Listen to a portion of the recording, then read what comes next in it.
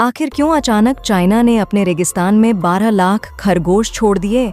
इसके पीछे की वजह जब आप जानेंगे तो आपके पैरों तले जमीन खिसक जाएगी।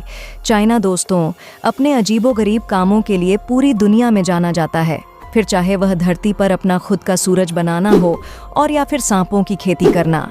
दरअसल इस बार चाइना के साथ एक बहुत बड़ी समस्या पैदा हो गई। चाइना के रेगिस्तान अपना आकार बहुत तेजी से बढ़ा रहे थे। 90 के दशक में दोस्तों, चाइना में 1.717 मिलियन स्क्वायर किमी में रेगिस्तान फैला हुआ था, लेकिन सन 2015 के आते आते चाइना का यह रेगिस्तान बढ़कर 2.3 मिलियन स्क्वायर किलोमीटर तक चला गया। चाइना की 1/3 जमीन रेगिस्तान में बदल चुकी थी और तब जाकर चाइना की सरकार को होश आया कि उन्होंने अगर अब कुछ ना किया तो उनका सारा देश रेगिस्तान में बदल जाएगा। चाइना में दोस्तों हर साल 400 स्क्वायर किमी रेगिस्तान बढ़ रहे थे। अब इसे रोकने के लिए चाइना में बहुत बड़े पैमाने पर एफॉरेस्टेशन के प्रोजेक्ट शुरू हुए। एफॉरेस्टेशन में रेतीली ज़मीन को बांधा जाता है और वहाँ हरियाली लाई जाती है, और यही एक तरीका था रेगिस्तान को बढ़ने से रोकने का। दोस्तों आप हैरान हो जाएंगे, लेकिन ये तरीका भी उनका काम नहीं कर रहा था। लेकिन तभी क्वान क्विजन नाम के वैज्ञानिक ने ये आइडिया दिया कि हम इस पूरे रेगिस्तान को ही इकोसिस्टम में बदल देते हैं। इस काम में दोस्तों 3 तरह की टेक्निक्स इस्तेमाल हुई, जिससे इसमें पहला था फॉरेस्ट्री टेक्निक में। दोस्तों जंगलों में जैसे मिक्स हर मौसम के पेड़ पौधे होते हैं, उसी पैटर्न का इस्तेमाल करके रेगिस्तान में पेड़ पौधे लगाए गए तथा जंगल की तरह बनाने का प्रयास किया गया। इसके अलावा दूसरी टेक्निक थी एग्रीकल्चर। वहाँ पर दोस्तों ऐसी फसलें प्लांटेशन की गई जो कम पानी में भी उग सकती हैं, और इससे चाइना की आबादी को रोजगार भी मिलने वाला था। और यह पूरा इकोसिस्टम बनाने के लिए वहाँ पर पशुपालन भी कर दिया गया। दोस्तों वहाँ पर कौन सा जानवर पालन है यह तय किया, ना कि वैज्ञानिक क्वेन क्विजन ने। इन्होंने कहा कि हमें यहाँ पर उस प्रजाति के जानवर डालने होंगे जो ना कि सिर्फ यहाँ जीवित रह सके, बल्कि तेजी से उसकी आबादी भी बढ़े।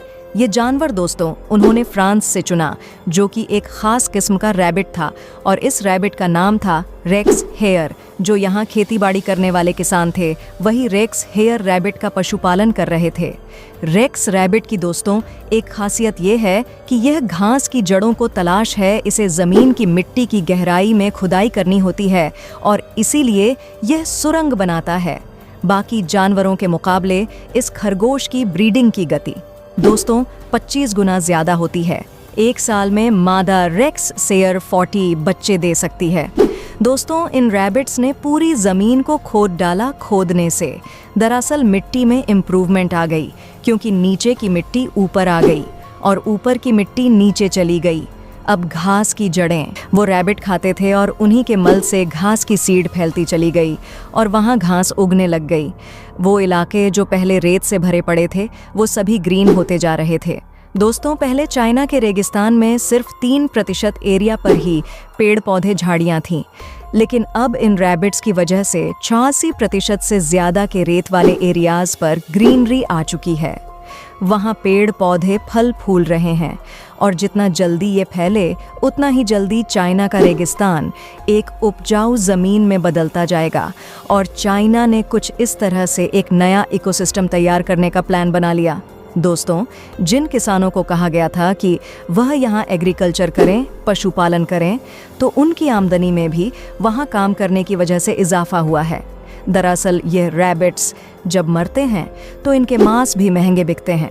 इसके अलावा चाइना में तो रैबिट्स का मीट बहुत महंगे दामों पर बिकता है, और इसीलिए जो किसान भाई वहाँ काम कर रहे थे वह अब अच्छा खासा पैसा वहाँ कमा रहे हैं। दोस्तों जो चाइना के किसान और वैज्ञानिकों ने रेगिस्तान को वहाँ हरा करने का मुहिम चलाया वह अब कामयाब हो चुका है, और आज रशिया और अमेरिका जैसे देश भी चाइना की इस टेक्निक को अपना रहे हैं। तो दोस्तों यह थी हमारी आज की वीडियो। क्या ये तकनीक भारत में भी अपना सकते हैं? अपनी राय हमें कमेंट बॉक्स में ज़रूर बताएं, और इस वीडियो को लाइक करके चैनल को सब्सक्राइब ज़रूर कर दें। धन्यवाद।